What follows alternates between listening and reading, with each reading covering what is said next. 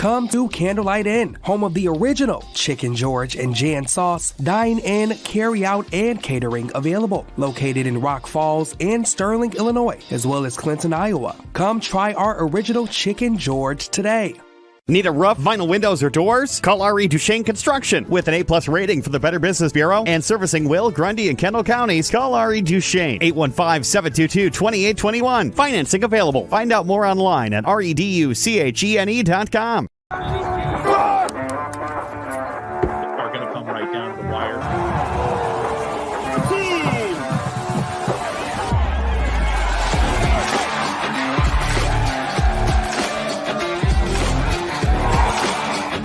Yeah, he really likes this field. Team of the Week MVP.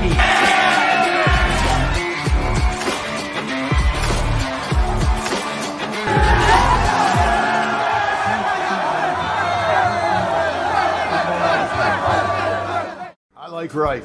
I like Reich. Since 2016, it's been my privilege to represent the people of the 63rd District. I want to continue representing you as an independent voice in Springfield. I like Reich. We like Reich.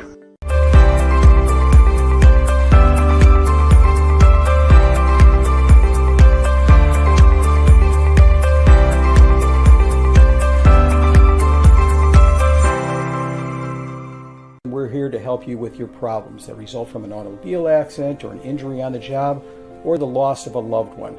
There's no reason you should go through this alone and guess that you're doing things right. We deal with tragedies that affect families and individuals every day. Come here and protect your interest. We've been doing this collectively for over 100 years. Let's put that experience to work for you.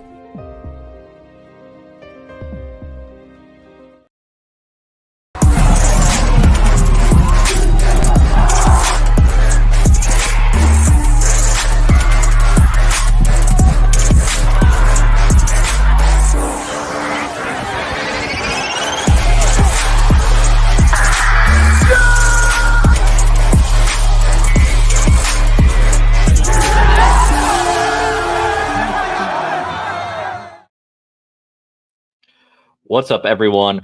Welcome back to Friday Night Drive podcast. I am Kyle Nabors along with Steve Soucie here. It is Thursday, November 2nd. We are here to break down the second round of the high school football playoffs, and I'm trying not to laugh. And Souce, you were I could see you smiling. So Souce pointed out, anyone who's with us here regularly and sees the commercial throughout the Live with Friday Night Drive experience, we got a commercial promo in Friday Night Drive itself, and there's a clip from, I'm not sure what year the state championship that was, Souce, but Jeff Reentz, the Wilmington head coach that Souce had pointed out, kind of caught in between of the victory celebration, throwing the arms up in the air. I had never caught that until you mentioned it, and then we're sitting there, and I'm trying not to just laugh as the show starts here, Souce.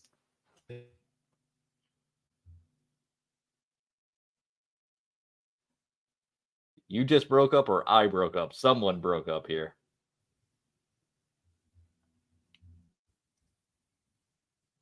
Souce, you back with me? Yeah, I'm back. All right. I think I broke up for a second there. Not a great start. Hopefully that won't continue to happen. All right. Kind of pull myself back together here. Souce, how you doing? Pretty well. Getting ready for round two here and excited for that, but still kind of looking back and forth on, what happened in week one. And we've talked about this before. There was a lot of games that went the way we expected them to go, but that didn't mean the round lacked for excitement. There were a lot of interesting games, a lot of interesting results. Absolutely. Everyone who's joining us live this morning on YouTube and Facebook, thank you very much. If you are joining us live, you can leave a question or comments in the chat. We really do appreciate it. Leave a thumbs up and subscribe to the channel, the YouTube channel as well, please. That really does help other people find the show. If we could, we're trying goal today, get 25 likes on this video. So help us get there, please. You can go to FridayNightDrive.com to find all of our content. You can follow us on Twitter at FN Drive. You can also find us on Instagram, Facebook, and TikTok. You can find Souce on Twitter at the Souce. You can find myself on Twitter at Kyle Nabors. Souce, the first thing first, before we bring Michael Rojak in here to start talking about the Chicago Catholic League and East Suburban Catholic Conference, we got 64 playoff games this weekend, man. But I think it's only 8 on Friday night. You doing okay? Yeah, I'm glad that number is more than 0. I'll put it that way. But I'll go on a tangent here pretty soon, because only having so few on this Friday means the odds of us having any next Friday are starting to run thin, and basically almost eliminating any chance of having any on semifinal weekend. So I always get a little agitated when we start going full Saturday real quick in the playoff process. We're called Friday Night Drive. I prefer Friday night games. So I want to be able to see as many games as possible on a given weekend, and eliminating Friday night as an option so early in the playoff parameters, I don't think it's a good thing. And I actually don't think it's a good thing for the participating teams either in some regards. Yeah, I'm surprised. I get it, particularly for the schools 5A through 8A that are going to be playing in state championships on Saturday. But yeah, I'm surprised to see so many of those smaller school teams that do play state title games on Fridays move to Saturday already. And not just that, some of our smaller pubs here at FridayNightDrive.com have a lot of 8-man teams. And even those games, like Polo Milledgeville out in our Sauk Valley market, that's a game that's being played on Saturday. So yeah, a lot of crews or a lot of teams moving to Saturday already. I was surprised, but also a little, with the officiating situation to see so many teams go to Saturday so quickly. Well, I actually had someone tell me that the IHSA actually sent out a message before the playoffs starts, telling people if you want more experienced and better crews, play Friday, because they start to run into conflicts with some of their better crews that work college games as well, that already have commitments. And I think that would be an incentive as well for teams to, if they're like, if it doesn't really make that much of a big of a difference and you don't have that much of a travel to make, I think that would be a factor that I would consider before making that switch, is that I want the best crew that I can possibly get here working this game. So, I would have thought that would have been more of a factor than it appears to have been. That's a really good point. We need officials in the state, and I'm not trying to rag on anyone here. I appreciate anyone who does sign up and do that job, but football's a very, very tough sport to officiate. You definitely need the experience, and you don't want playoff game being decided by guys that might not have as much experience as some of these older crews. So definitely understand that. But I do want to go ahead now and bring Michael Dwojak in, who covers the Chicago Catholic League for FridayNightDrive.com. Michael, how you doing, man? I think you got yourself on mute here. Sorry, rookie move. I forgot that we're back in 2020 and I don't know how to unmute myself. It's a rough start for us here this morning. I'm freezing up. You're on mute. It's all right. How's it going, man? Good. Obviously, week 2 of the playoffs. A lot of good matchups looking forward to. So should be some good stuff.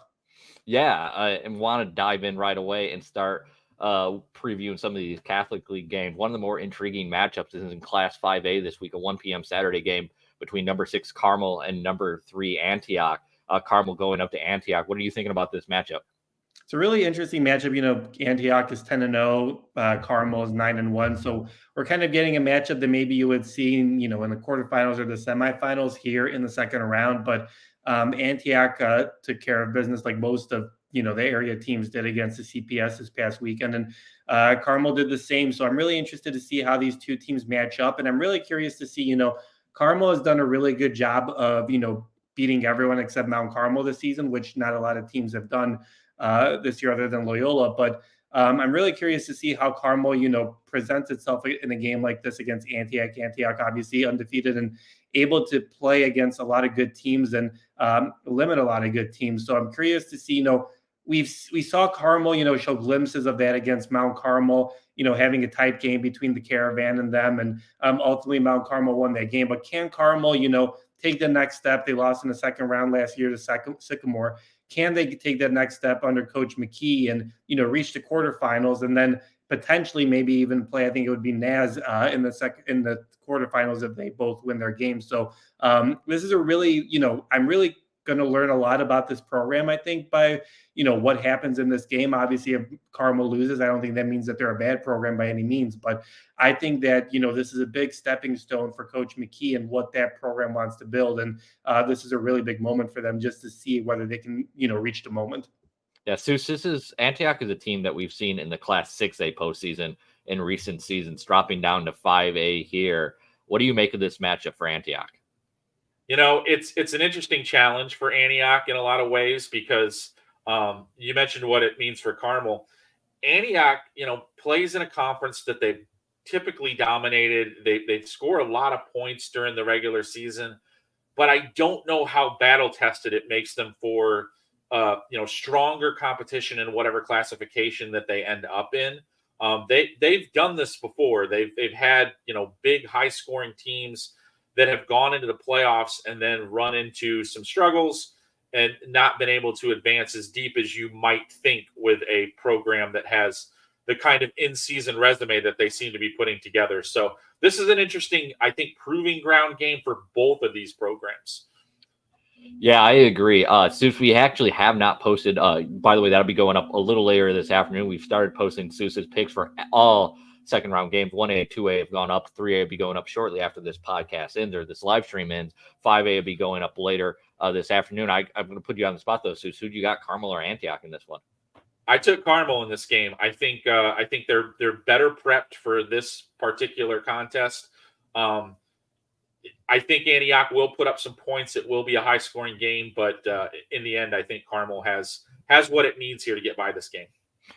In 5A on the southern part of this bracket, we got two Catholic leagues that you're really familiar with, Seuss. You saw them both last weekend in Joliet Catholic and Providence. Michael, you get Joliet Catholic with a matchup this week hosting number 13 Triad. Providence is on the road at number 10 Hillcrest. What are you hearing about those two teams? I think both of those teams, Joliet Catholic obviously is hosting the game, and Providence has to travel again to Hillcrest. But I think both teams are feeling pretty good. Joliet Catholic, obviously, with the big 40-16 win against Peoria. I think Joliet Catholic, they were a little upset about now winning the green title, toward the end when they lost to St. Ignatius in week 9. And, you saw how good this team can be. Both offensively and defensively. I mean, obviously, Adrian Washington is a huge wide receiver for the Crew, and you got Dylan Johnson as a big defensive tackle for the Hilltoppers as well. So maybe, some frustrations were taken out against Peoria in the first round, but I think, Triad at 7-3, they beat Muhammad Seymour by 1 point, 20-19. So kind of pull off the upset there. But I just think Joliet Catholic is, you can say this thing for every CCLA SEC team, like Seuss talked about earlier. They're battle tested. They played against the best teams in the state. They just know how to win these types of games at this point. So I think they're definitely going to win against Triad and for Providence against Hillcrest. I just think it's kind of the same thing. Providence was able to sneak away with some big defensive plays against Morton to pull off the upset of the number 2 seed there. And I think you're going to get the same thing in that matchup. Maybe not as wide of a margin as maybe we'll see in Joliet Catholic and Triad, but I do think that Providence, at least for this week, another week, is going to be able to, make the right plays, both defensively and offensively, and hang on to win that game to move on to the quarterfinals. Yeah, I'm taking Joliet Catholic and Providence to win this week as well. Seuss, are you taking both of those teams? I am. This Joliet Catholic situation kind of reminds me of their state championship run of a few years ago, where they went through the South bracket in 5A, and they kept running into these teams from Southern Illinois that just did not quite have the size to match up with Joliet Catholic, especially in the trenches. I'm reminded of actually. They came across Highland during that run, whose primary player was Sam Laporta, the tight end for the Detroit Lions. Oh, we lose Seuss? Think so. I think we lost Seuss. Really kind of a challenging situation for them in that situation. But in Providence, I don't know how they do it at this point, especially after witnessing the way that they won against Morton. But I'm starting to believe now that they'll just figure it out. I don't have rationale for how it's going to happen, but I do believe that they've somehow figured out what works for them, and they'll get just enough to get past this particular matchup. Thank you, everyone who is joining us live on YouTube and Facebook this morning. You can throw your question or comment in the chat. We will get to those throughout the show today. Michael, elsewhere in Class 4A, you got St. Viator this week with a second round matchup against Wheaton Academy. St. Viator shut out Richmond Burden. A really nice win in that first round, but now they come home on Friday night and get a tough matchup against Wheaton Academy. What are you hearing about this one? I think this matchup is really interesting, and I'm really interested by the top half of the 4A. You got IC Catholic playing Boylan, and then you got Dixon playing St. Lawrence. So you potentially have IC Catholic and St. Lawrence potentially playing against each other in the quarterfinals, and Viator moving on to the quarterfinals as well if all three of those teams win. But going back to what you originally asked, Viator has, competed in a lot of games. They've beaten a lot of good teams. And I think that playoff performance was kind of what they have been building for the past 2 years, honestly, just with what this program has wanted. You got Cooper Komet now, who's shown that he's very confident as a quarterback. Obviously, he won the Bears MVP for week 9 after throwing, I think it was like 5 touchdowns. But he's become, one of the better quarterbacks in the state as a junior. Obviously, he's got a lot of talent in the family with his brother being tight end for the Bears. But I think Viator has kind of shown, they've gone through some, growing pains. They've gone through, again, the CCLUC schedule. So, at 6-4, yeah, sure, maybe they don't look as good as maybe they really are. And I think Wheaton Academy, at 9-1 has, done really well this season, but I'm not entirely sure. Maybe Seuss could correct me, but I don't think Wheaton Academy has really played, the type of schedule that St. Viator has. And I think Viator is heading into this matchup with a lot of momentum. Yeah, I think Wheaton Academy is a good football team, but this is one of those situations where I really think the schedule that each of the two teams play may show the differences in the two teams. I think if you put Wheaton Academy in St. Viator's schedule, they would have difficulty matching what St. Viator did. And I think that's something you really kind of have to look at when we get deeper into the playoffs. Not to take anything away from Wheaton Academy. I think they're a very solid football team, but I think in the grand scheme of things, this is one of those games where you really do have to throw out the records in comparison in trying to compare the two teams. Yeah, Wheaton Academy, I'm looking for like a measuring stick game. Like you go back to week 2, they beat St. Charles East, which is a nice win for a program their size to beat St. Charles East. But St. Charles East was 1-8 this year, not a very competitive football team. They lost to Chicago Hope, a 1A school. Their one loss on the year was a 1-point loss, and that is a good team. So yeah, it's really hard to kind of get a feel for, how Wheaton Academy stacks up against a Chicago Catholic League team like St. Viator. But yeah, all right. it's a difficult setup, but it's one of those games that as we get deeper into the playoffs, you really kind of have to take into account the battle scars that each one of the two teams has taken to this point. Yeah, absolutely. I want to finish up with St. Ignatius Huntley, but before I do that, we got Loyola, Mount Carmel. Anything that stick out in any of the other matchups, Michael?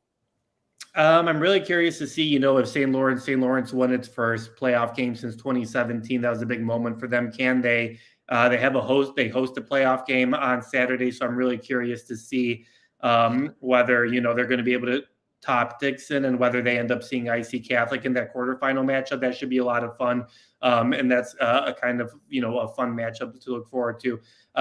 For the top two teams, I mean, Loyola playing Neuqua Valley. I think Neuqua Valley's obviously had a very successful season, but I think Loyola is obviously going to take control of that matchup pretty handily. It's kind of funny how falling behind 3-0 in the first round of Plainfield North really woke up the Ramblers and kind of motivated them to score a lot of points. But whatever works for you guys works well as long as you win the game. And Mount Carmel playing against Prospect, I think Mount Carmel should control that game pretty easily on Friday as well. Just the two top seeds, I think, are heading into the quarterfinals, sitting pretty well. And maybe finally we'll get some good matchups for both of those two teams as we head deeper into the playoffs. He is Michael Dwojak. You can find him on X or Twitter at mdwojak94. You can find him on Instagram and Threads as well. He covers the Chicago Catholic League and East Suburban Catholic Conference for FridayNightDrive.com. One of those teams, St. Ignatius, Class 8A, gets a matchup against Huntley, a team from McHenry County. So I'm going to go ahead and bring Joe Stevenson and have him join us as well now because Joe Stevenson covers McHenry County for the Northwest Herald and FridayNightDrive.com. Joe, how you doing? I'm great. I get 2 football games. I get one of those Friday games, one of the 8 Friday games. I'm lucky. Yeah, I would say only we're not used to only 2 football teams being left in McHenry County just 1 week into the postseason. So kind of lucked out to make sure you still got one on Friday and Saturday. Yeah, for sure. We're used to seeing, Prairie Ridge and Richmond Burton hanging around for a while and some other teams. And yeah, it does kind of feel weird with just 2 left. It feels bizarre to only have 2 football teams left in McHenry County, but it got a good one on Friday night between Huntley and St. Ignatius. Joe, I'll start with you. Huntley coming off that win against Niles West in the first round, struggled in the first half, put it together after halftime and pulled away in that game. How's Huntley feeling with a matchup against St. Ignatius? Well, I think it feels pretty good, to get through the first round. You never know what you're going to get in 8A. Yeah, they really, the Red Raiders really didn't play well in the first half. Missed a lot of tackles, missed a lot of offensive opportunities. In fact, Coach Mike Nemola said at halftime he was happy that they were tied 14-14 because he felt like they played that poorly, that, we played that badly and we're still tied.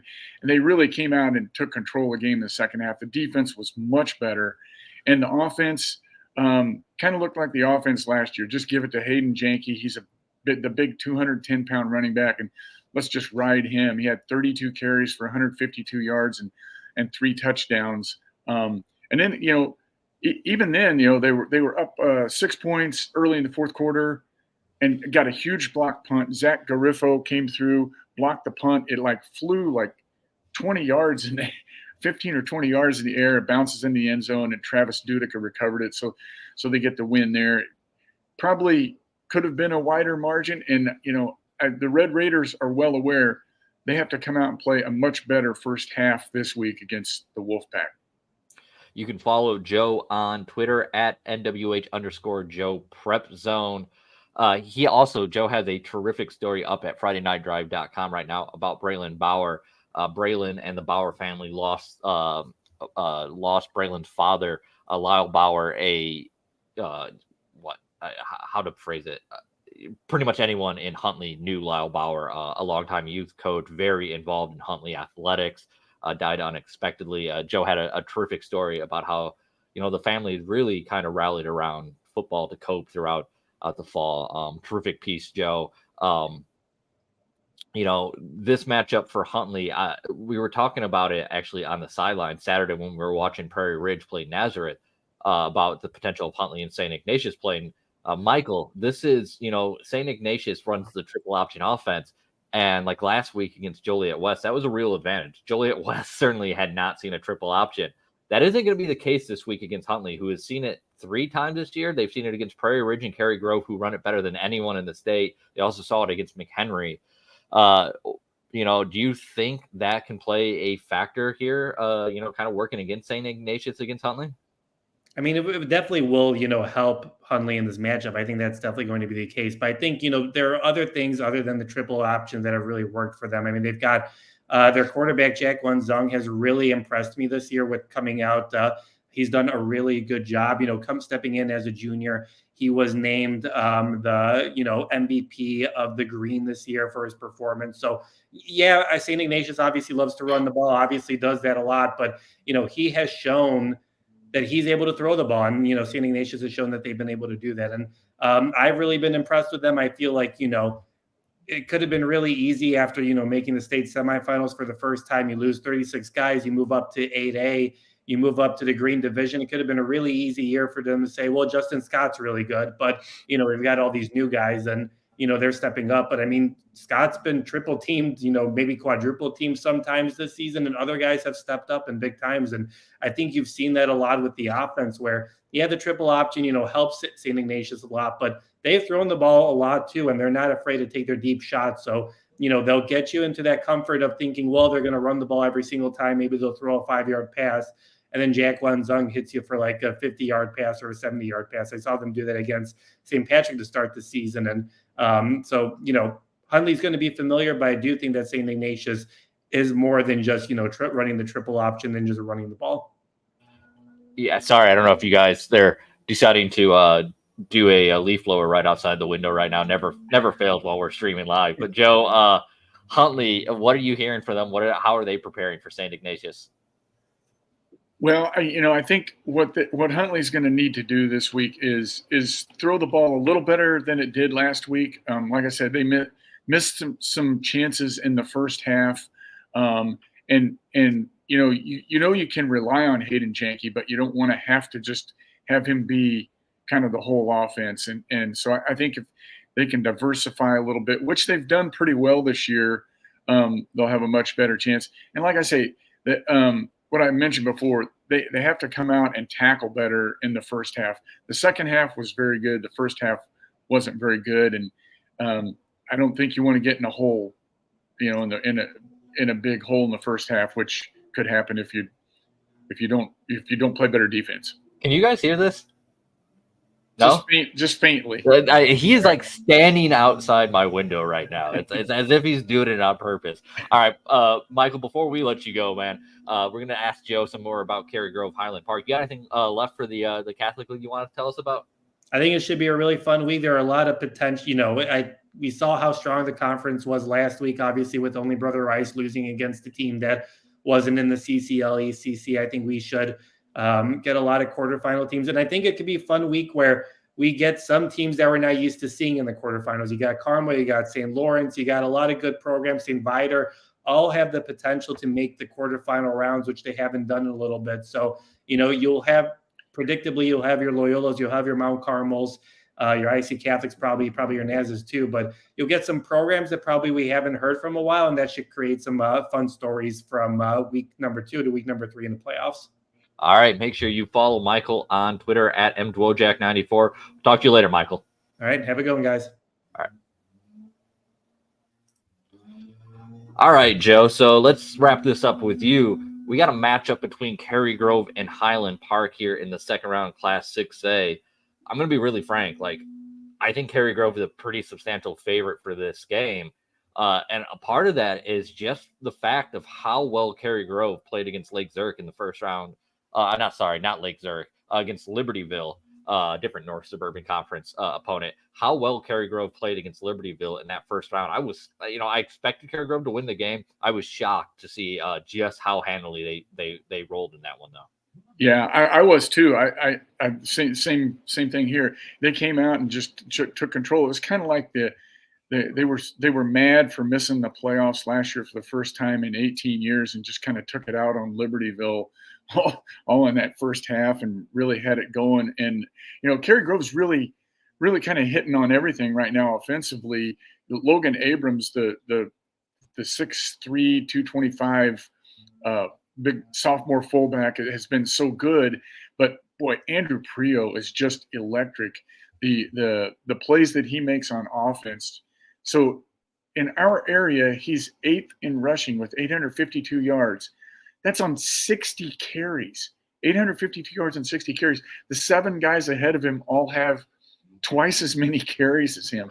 He's just a big play waiting to happen. And Peyton Seaberg has really picked up his rushing numbers in the second half, the quarterback too. So that offense is playing really well. And CG always seems to play really strong defense as well. And I really like its chances to get through to the quarterfinals, which seems to be like you can pretty much just pencil Cary Grove in every year for the quarterfinals. Cary Grove or Prairie Ridge, right? And it was funny coming into the year. It's kind of become a thing where it seems like it's either Prairie Ridge or Cary Grove. And I thought maybe for the first time this year with Prairie Ridge being in 5A, we were going to get both at state. Didn't end up being the case, obviously, with PR running into NAS in the first round. But we got Cary Grove still sitting here at 6A, so things still working according to plan, right? Right, Joe? Yes, yeah. One other thing I wanna hit on before we let you go, thinking of Prairie Ridge.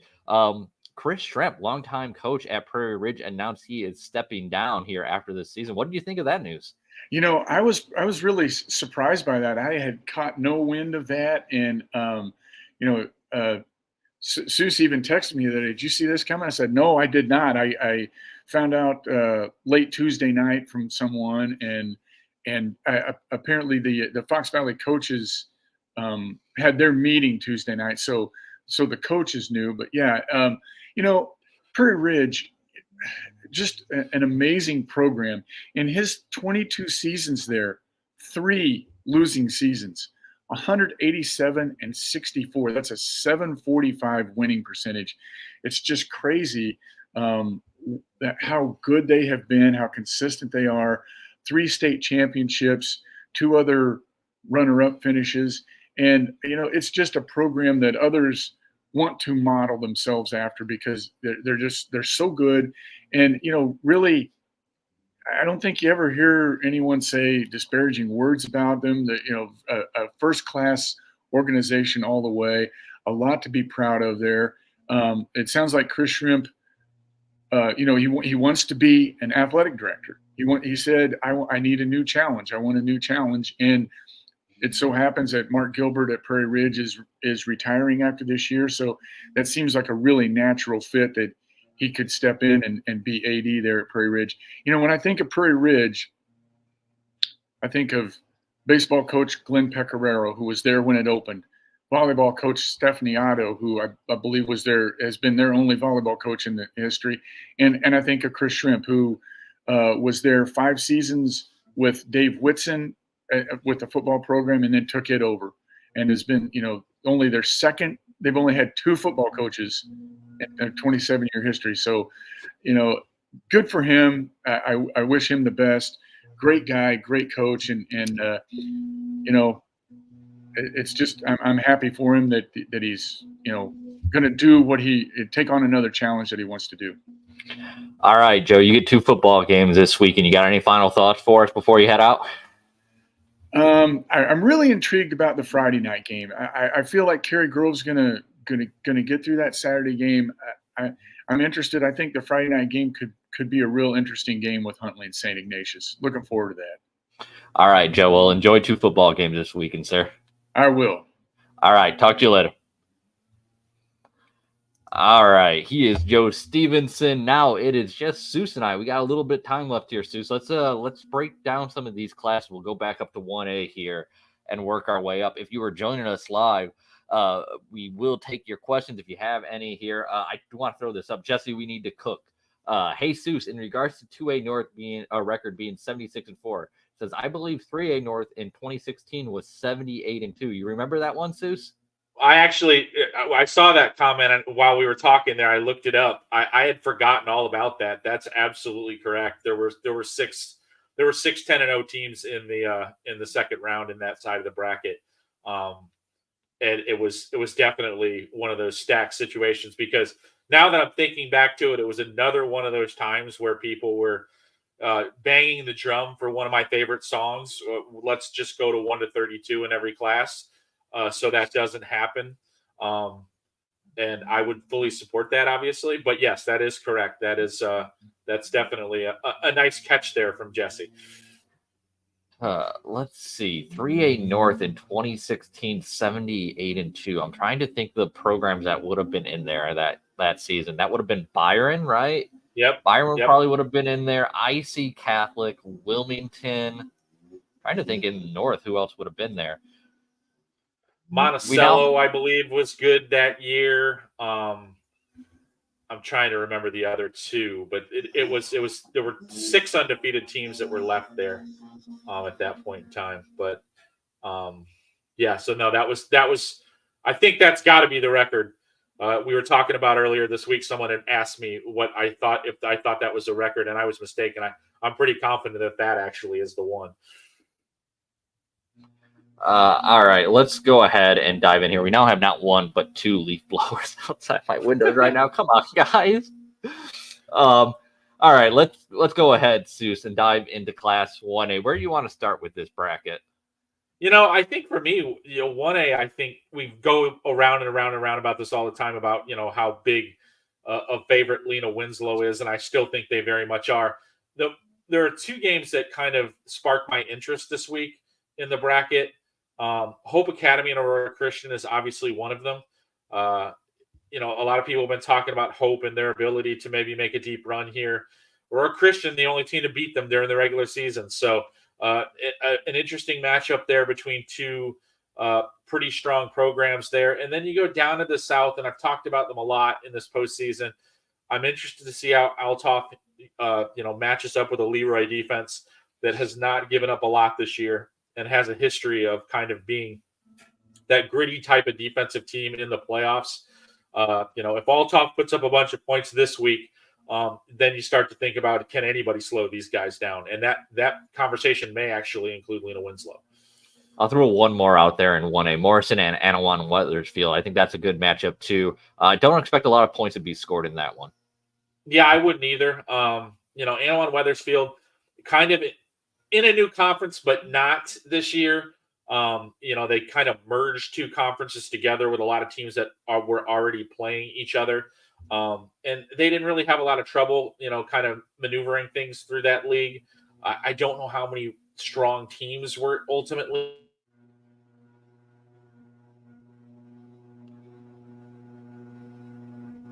Did I lose you, Seuss? Strong team, especially on the defensive side of the ball. I think I lost you for a second there. Yeah, just saying that I like Morrison. In general, I think they're a pretty strong defensive team.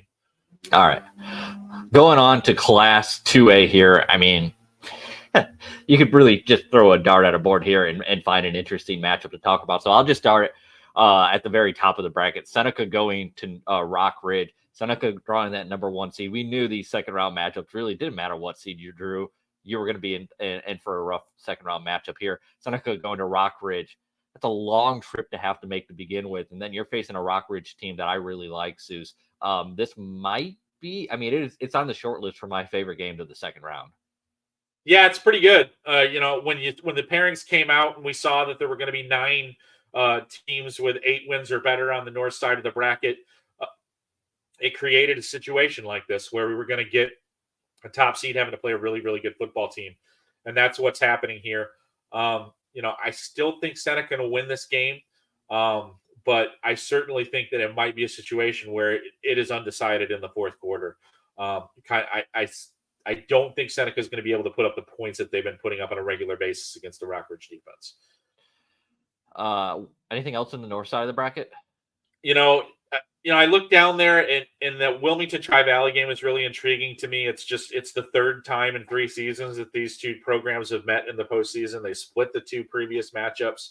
It'll be interesting to see Wilmington having to actually go to Tri-Valley this time because, as you and I both know, Wilmington is a interesting playing environment for a guest. So Wilmington has to hit the road for this one. The 2 previous encounters were at Wilmington. So that game, in my mind, is about as even on paper as you can get.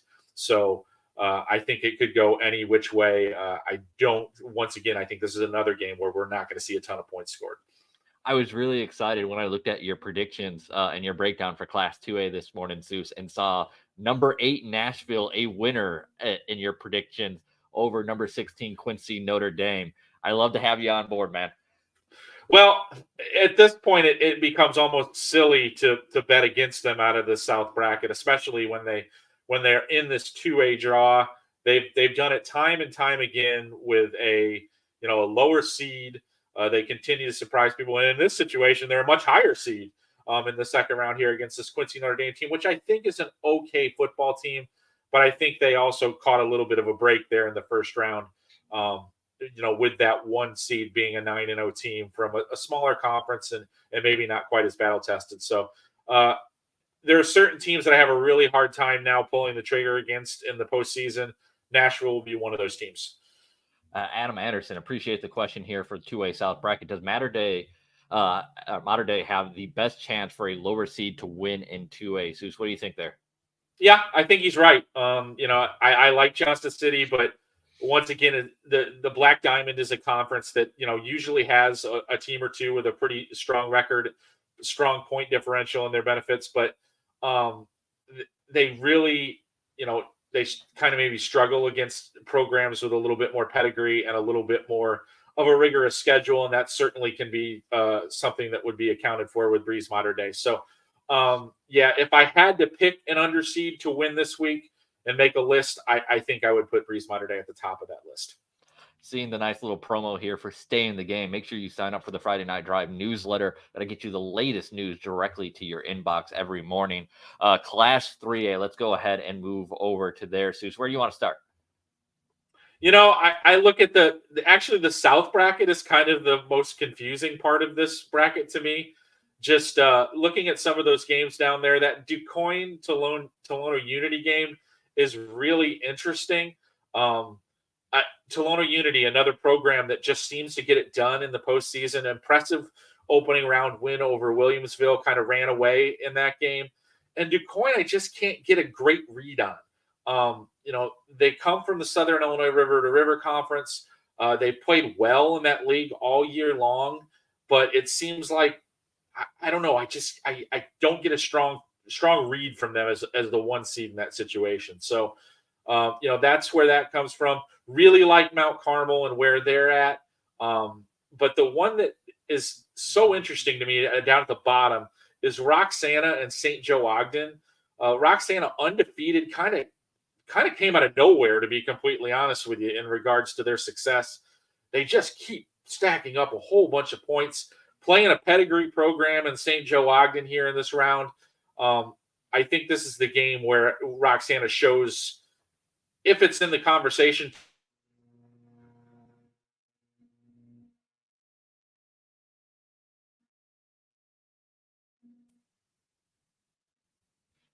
I think we lost you just for a second there. We got most of it, though, Seuss. I'm going to throw up this question from Diana Ward. Diana says, who has the best chance to beat Byron in Class 3A? Boy, I don't know if I have a great answer to that. I would say Montini would probably be my choice of the teams remaining in the 3A draw. But I think just about anybody who plays them right now, it enters the game as an underdog, and in most cases a substantial underdog. I'm hoping to go get a look at Byron on Saturday afternoon. If that works out for me, I really want to see how this is getting done. I saw their stats this week. They got sent to me.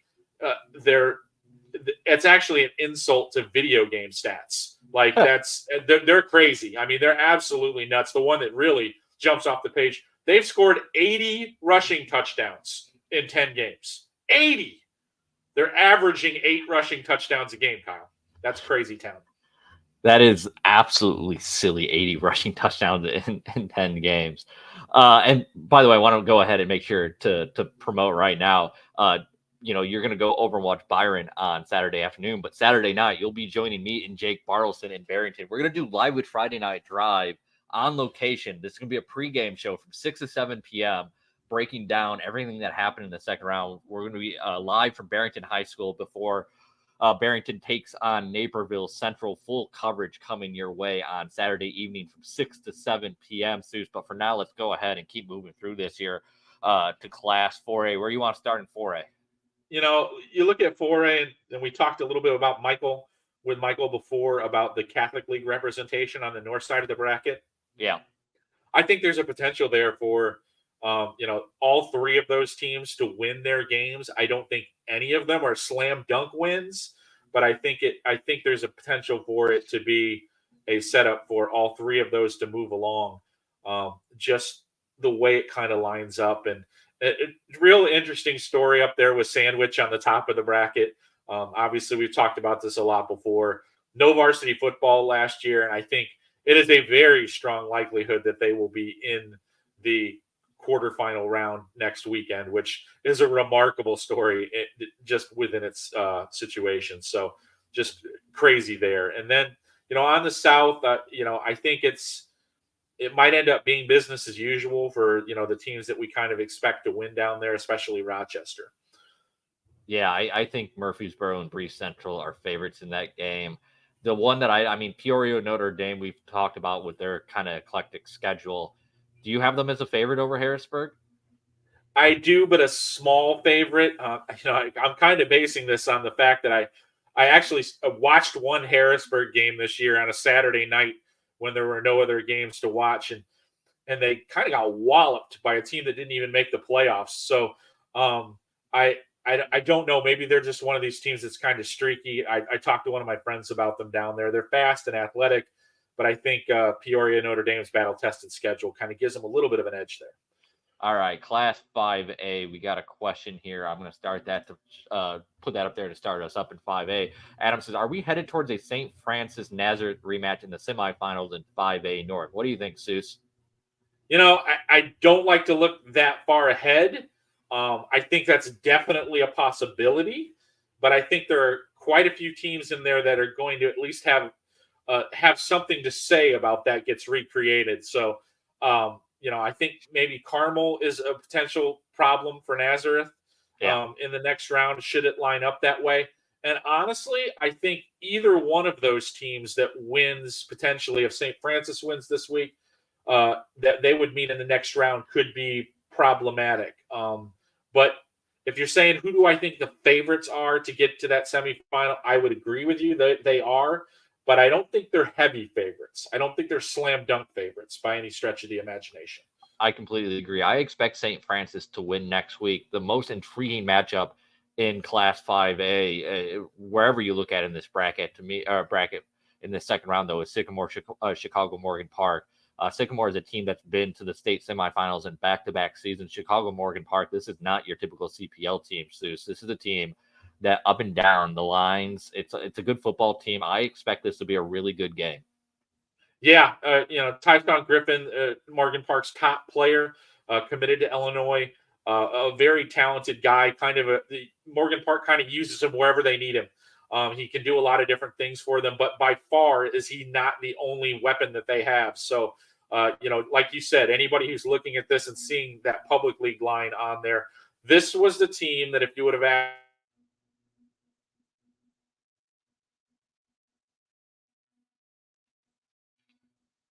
said Morgan Park without hesitation. Jim says, "Can anyone stop Morris in the 5A South bracket, Seuss?" What do you think? I think potentially you'd have an interesting game that is potentially lining up in the quarterfinals next week with Morris and Joliet Catholic. But I like Morris a lot, and I feel like they are the best team in the south part of this bracket. I don't think it would be it would be a walk for them against Joliet Catholic. I would have them favored to win that game. And then that bottom half of that bracket, it's just kind of who survives down there that would be a potential semifinal matchup. So I think Morris is kind of a strong favorite to come out of that South bracket alive. Yeah, I agree. I think Joliet Catholic could give Morris trouble. I just love how balanced this Morris team is this year. This is not a run-heavy team. They can beat you through the air, and they can score quickly. I think that's going to be a tough out in that 5A South bracket. All right, 6A suit. One of the more, I think bandied about around the Friday Night Drive offices this week in terms of which way we were going for our pick is that top game here in the North bracket, Lake Zurich against Canelan. Breaking this down quickly here, you might say 1 versus 9. Well, why is that so close? But like Lake Zurich struggles in the first round against Crystal Lake Central, kind of gave us some questions. But then you look at Canelan, 3 losses on the year, all incredibly close against very good teams, including Sycamore and Morris. Right off the top of my hand, I can't remember who the third loss was for Canelan. That was another really close loss, but playing really well. It was Washington. Washington. Thank you. There it is, Washington. This to me does feel like a coin flip game. Yeah, I can see that, but I mean, if you're going to play that game of, who they lost to and how close those games were. Yeah, Lake Zurich. Lake Zurich lost 1 game, and it was by 4 points to Warren. So, I mean, that's, I agree with you. I think this is a very close game on paper. Would not be surprised to see Canelan win the football game. But I think people are being a little bit too dismissive of the fact that Lake Zurich has beaten some good football teams this year from higher classifications as well. And their only misstep this year, and it was barely a misstep, that was a very close game that Lake Zurich actually led late in the game, was against a Warren team that's still alive in the 8A playoffs and considered to be a very strong contender to do some damage there. So, Full disclosure, I'm taking Lake Zurich in this game. I was playing devil's advocate a little bit there because I know you're on the same side of this ledger as I am, I think. Well, I should. Yeah, but it wasn't an easy pick. I want to make that clear. I didn't just go, okay, Lake Zurich and move on. I thought about it for a while and took all those things into weight. But And once again, would not surprise me at all if Kaneland won the game. But if I had to pick a favorite, I'd pick Lake Zurich, and it's a very slight one. Yeah, Lake Zurich's body of work. The fact that also they're coming down from 7A, where they were a semifinalist last year. It's a good program. I gotta side with Lake Zurich here in this one. But as you were saying, I think Kaneland can win this game. Like I said, it's close to a coin flip. I really do like the way Kaneland is playing right now. What else in 6A is standing out to you this week? I think this is one of those situations when you look kind of, dig into the bracket. The game, I guess, that I'm most confused about is the Glenwood-Richards game on the bottom of the bracket. Glenwood's kind of had some strong results and then some not so strong results. And Richards, after losing those first 2 games of the season to, I believe it was St. Rita and Libertyville, this young group has just really went on a tear. And, they've won every game since. When we were talking to Anthony Sheehan on one of our Friday Night Live episodes, it was like we just kind of had to learn what we really were, and they clearly have. So I think that's an interesting team to kind of keep an eye on. But as this field gets more difficult, I think we're going to see quarterfinal matchups in this class after we get through this round, where every single one of them you're going to go, oh boy, that looks like an interesting game. So that's what I'm kind of really looking forward to, is seeing how this all sorts out and then gets us those quarterfinal matchups. Am I wrong for thinking that Crete Monee is going to surprise some people on Saturday? It's playoff football. It's Crete Monee going to Washington. This is a tough matchup. I get it. The big loss to Kankakee in week 9 gives me a little bit of pause. But I don't know. Maybe it's just past precedent. I just think that the Warriors on Saturday are going to find themselves in this game late. Well, maybe this is me oversimplifying things here, but when I look at Crete Monee and Washington, they have a common opponent. So you go back to the second.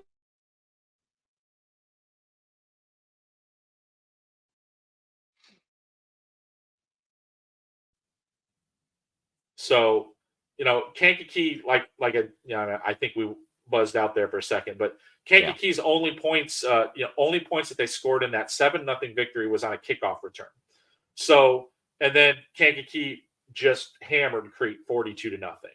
So, when I kind of look at that, I look at what Washington might be capable of doing defensively is keeping Crete in check. And so I actually think Washington's probably a pretty substantial favorite in this game.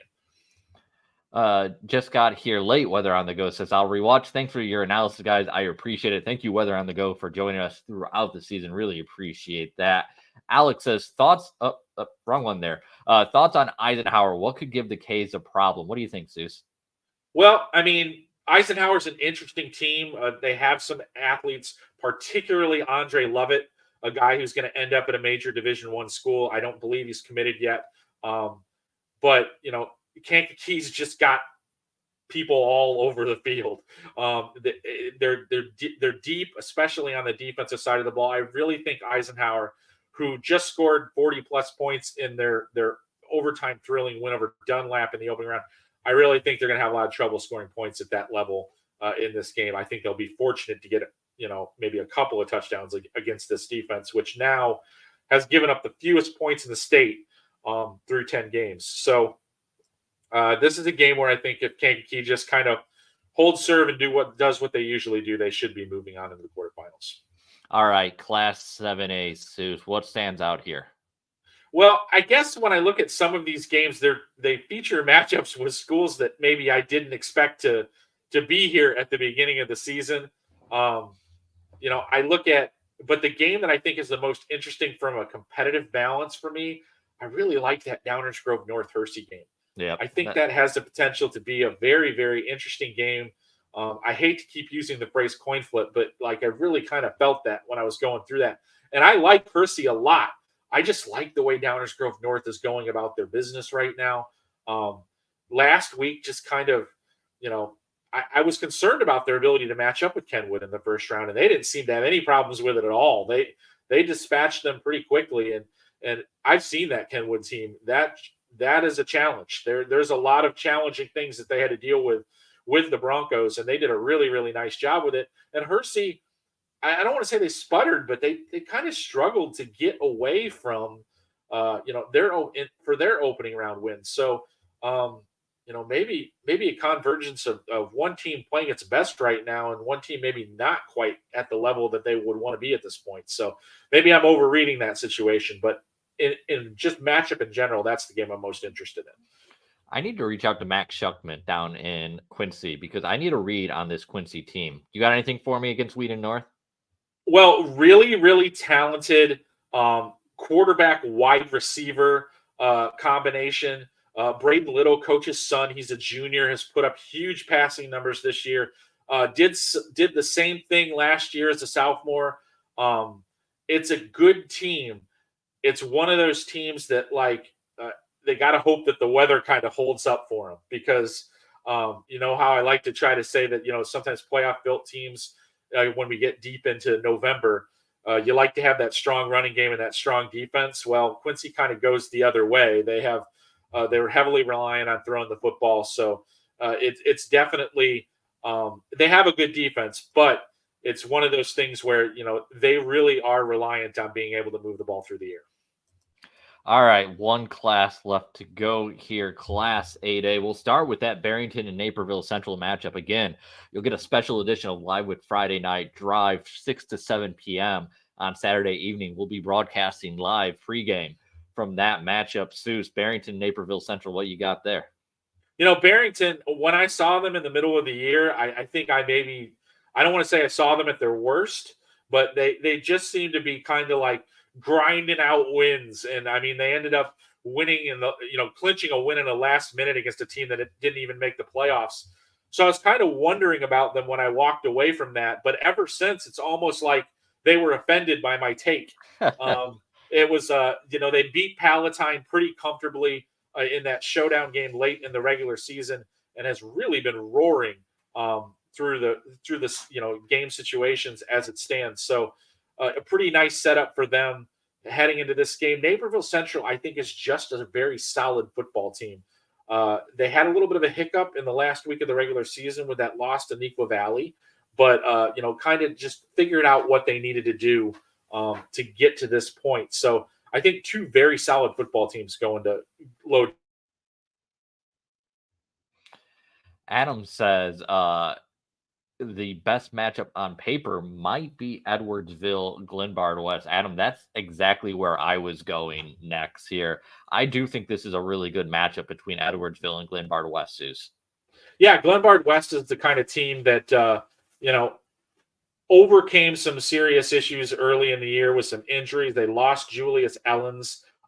It was just kind of a team that you didn't know if they were going to be able to gel together. But now they kind of look like old school Glenbard West, playing really, really good defense, doing enough on offense to keep people at bay. And then when it comes down to it, Edwardsville on the other side, quietly going about their business. We're floating between 7A and 8A. Where would they end up in the postseason? Edwardsville is, really fast, really capable of making some plays. I think it really will come down to a couple of plays in this one that will make the difference. All right, everyone, we got to get out of here. Seuss, you got any final thoughts for us, though? I think it has the potential to be a really, really fun second round. It seems like in every class we've got 3 or 4 or 5 games that I am really intrigued with and could see either of the two teams winning the game, and that's always what you like to see. All right, he is Steve Soucie. You can follow him on Twitter at the Seuss. You can follow myself on Twitter at Kyle Nabors. And, of course, go to FridayNightDrive.com. Follow us on Twitter at FN Drive.